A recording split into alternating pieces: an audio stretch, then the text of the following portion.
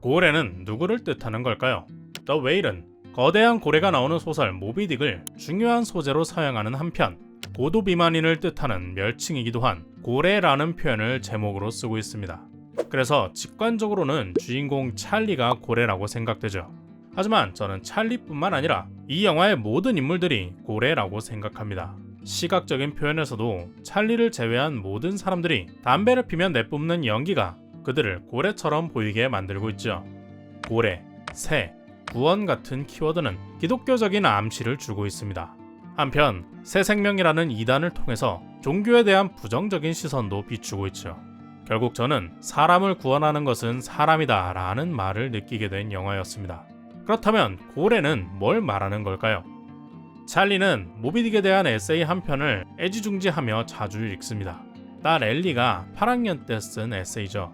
미국 나이로 13살, 한국식 나이로는 15살인데요. 나이를 생각해보면 잘 쓴 글입니다. 엘리는 모비딕을 잡는 데 집착하는 선장 에이헵에 자신을 투영하죠. 하지만 고래는 아무 감정이 없기 때문에 그를 죽여도 삶은 그대로일 거라고 합니다. 고래 모비딕에는 덩치가 컸던 아빠 찰리를 대입했죠. 자신과 엄마를 버리고 떠난 아빠를 원망해서 죽이고 싶을 정도로 미워하는 엘리지만 그 분노가 자신의 삶을 긍정적으로 바꾸지는 못한다는 것을 소설 모비딕을 통해서 배운 겁니다. 그렇다고 해서 아빠에 대한 분노가 없던 일처럼 사라진 것은 아니죠. 단지 그에게 분노를 표출하는 것이 자신의 삶을 구원해주지 않는다는 걸 일찍 배웠던 겁니다.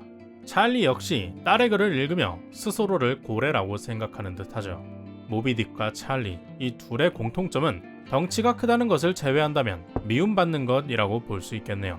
그래서 저는 고래를 미움받는 사람으로 해석했습니다. 보다 강렬하게 표현하자면 혐오나 배척, 학대받는 사람들이죠. 그게 어떤 사람들일까요? 다양한 특징이 떠오르겠지만 엄밀히 따진다면 모든 사람들입니다. 단 한 명의 사람에게도 미움받지 않는 완벽한 존재는 없죠. 유느님마저도 안티가 있으니까요. 딸 엘리도, 엄마 메리도, 선교사 토마스도, 간호사 리즈도 누군가에게 미움받는 존재이기에 하얀 연기를 수증기처럼 내뿜는 고래입니다. 우리는 왜 이렇게 서로를 미워할까요? 찰리는 사람이 사람에게 무관심할 수 없다고 말합니다. 상당히 절망스러운 상황에서도 대단한 긍정력을 보여주는 주인공이죠. 그의 말을 빌려 생각해보자면 우리는 서로에게 관심이 있기에 미워하는 겁니다. 길 한 구석에 자라난 잡초나 발밑에 작은 돌멩이를 미워하는 사람은 보기 어렵죠. 그것들에 아무런 관심이 없으니까요. 딸 엘리가 아빠를 미워한 건 그가 옆에 있어주기를 바랐기 때문입니다. 아무런 관심이 없는 존재였다면 미워하기는커녕 기억도 못하겠죠. 그런데 우리가 누군가를 미워하는 원인이 서로에 대한 관심이고 무관심할 수도 없는 거라면 결국 미워하고 미움받을 수밖에 없는 걸까요? 찰리는 글쓰기를 가르치는 강사입니다. 그가 학생들에게 수업하는 내용은 3번 나오는데요. 영화에서 비슷한 장면을 반복해서 보여줄 때 3의 법칙을 사용하고는 합니다. 앞에 2번은 비슷한 행동이나 결과를 보여주고 마지막 3번째에 큰 변화를 주면서 관객에게 더 극적인 감정을 느끼게 하는 방식이죠. 찰리는 첫 강연 장면에서 본문보다 주제문에 집중하라는 내용을 가르칩니다. 그래야 명확하고 설득력 있는 글을 쓸 수 있다고 덧붙이죠. 2번째 강연 장면에서는 다른 책이나 글에서 가져온 것보다 자신의 생각이 중심이 되어야 한다고 합니다. 딸 엘리의 에세이에 대해서도 정보의 나열이 아니라 주관적인 분석이 들어가야 한다고 가르치죠. 그러나 죽음이 코앞에 왔을 때 사람에게 다시 한번 상처받고 폭식을 하던 찰리는 학생들에게 비속어가 담긴 메시지를 보냅니다. 솔직하게 쓰라는 내용이었죠. 전에 9명의 번역가 해석 영상에서도 비슷한 이야기를 했었는데요. 생각이 담긴 글을 쓴다는 것은 읽는 사람에게 나를 내보이는 겁니다. 내 안에 있는 것들을 꺼내어 보여주는 것이기에 용기가 필요하다고 생각한다 말했었죠. 더 웨일에서 찰리가 말하는 솔직함은 저는 진솔한 표현이라고 풀어내고 싶네요. 찰리가 15살짜리 엘리의 글을 최고의 에세이라고 말하는 것은 자기가 사랑하는 딸의 글이기도 하지만 그 안에 담겨있는 진솔함이 느껴지기 때문입니다. 아빠에 대한 미움과 사랑, 충돌하는 괴로운 두 마음을 솔직하게 담아낸 글이죠. 사람은 사람에게 무관심할 수 없습니다. 그렇다고 모두에게 사랑받는 가짜를 연기할 수도 없죠. 그러다가는 죽은 엘렌처럼 스스로를 파괴할 테니까요. 설령 미움받는다 해도 자신을 드러내는 진솔함으로 더 많은 사람에게 다가가는 용기가 긍정왕 찰리가 말하려는 내용이라 느꼈습니다. 이 영화의 오프닝은 선교사 토마스의 모습입니다. 그가 버스에서 내리는 모습을 멀리서 보여주며 시작하죠. 그리고 이어서 나오는 주인공 찰리의 모습은 영화에서 그가 보여주는 가장 최악의 민망하고 불편한 장면이죠. 관객은 이들의 첫 대면에서 찰리를 불편하게 느끼는 한편 그걸 함께 목격한 토마스에게 이입합니다. 하지만 영화가 흘러갈수록 우리는 토마스에게서 멀어지고 찰리에게 몰입하게 되는데요.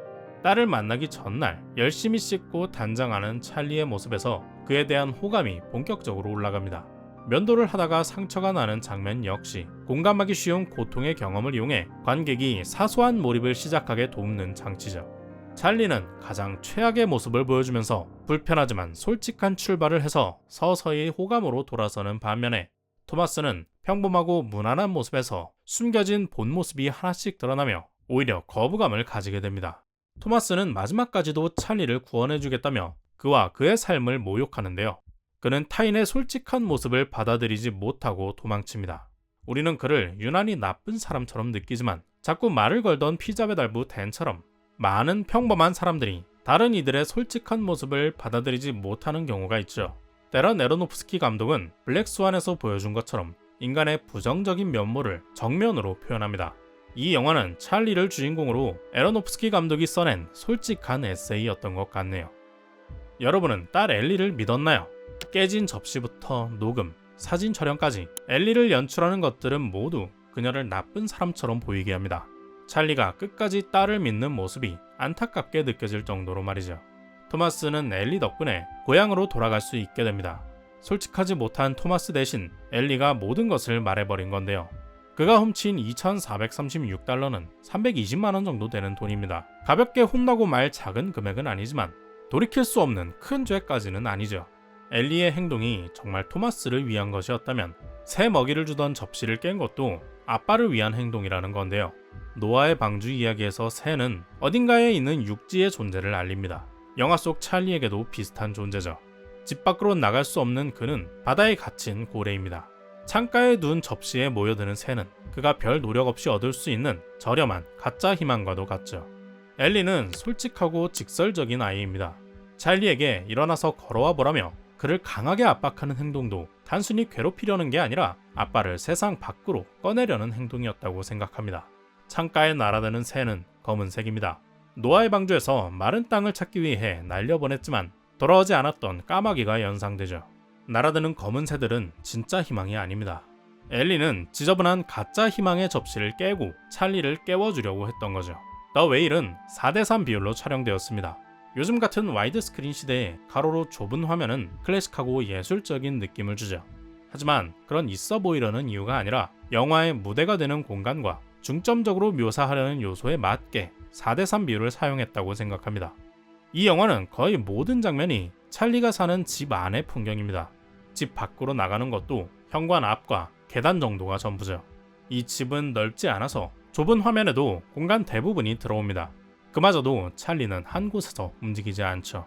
대신 그를 둘러싼 인물들이 찰리를 두고 빙빙 돌며 이동합니다. 찰리는 몸을 돌리는 것도 어려워서 누군가 뒤로 돌아가 버리면 얼굴을 보기 위해 애써야 하죠. 그는 사람들의 시선을 방어할 수 없습니다. 꺼내고 싶지 않은 죽은 남자친구의 이야기를 엘리가 억지로 끄집어낼 때 그녀는 찰리의 뒤로 옮겨가 무자비하게 그의 마음을 헤집죠. 오랜만에 재회한 아내 메리도 그의 주변을 돌아다니며 싸웁니다. 찰리는 온라인 강의 속 까맣게 가려버린 4:3의 화면처럼 숨어버리고 싶지만 그럴 수 없어 괴롭죠. 이런 찰리의 내면을 묘사하기에 4:3 화면은 기술적으로도 유리합니다. 감정을 묘사하기 위해서 얼굴 가까이 클로즈업 촬영을 할 때 가로로 넓은 화면에서는 좌우에 공백이 생길 수밖에 없어서 인물에 대한 집중도가 떨어지게 되죠. 관객이 배우의 감정을 공유하려면 방해되는 요소가 없어야 하고 충분한 길이의 시간이 필요합니다. 더 웨일은 영화 내내 화면에 가득 찬 찰리가 움직이기 힘든 몸으로 긴 시간 애쓰는 것을 보여줍니다. 특히나 그가 일어서는 장면은 그의 덩치와 함께 가장 역동적인 연출을 보여주죠. 맨 처음 리즈의 도움으로 일어서고 두 번째는 엘리의 요구로 버팀목 없이 일어서려다 실패합니다. 그리고 마지막 엔딩에서 딸과의 관계를 회복하며 홀로 두 발로 일어서는 모습이 연출되죠. 마치 하늘로 올라가는 듯한 그리고 고통에서 벗어난 것 같은 이 장면에서 우리는 그가 드디어 구원받았음을 느낍니다. 그러나 그 구원은 신이 아니라 솔직한 마음을 내보인 찰리 자신과 그것을 도와준 딸 엘리에게서 얻어졌죠. 어려운 일이지만 저도 여러분도 가능한 일이라 느낍니다. 우린 모두가 놀라운 존재라고 생각하는 저는 영삭입니다. 여러분의 솔직한 마음을 댓글로 남겨주세요. 구독과 좋아요는 솔직히 힘이 됩니다. 오늘도 긴 영상 시청해주신 여러분 고맙습니다. Check the mic and make sure it sound right, boys.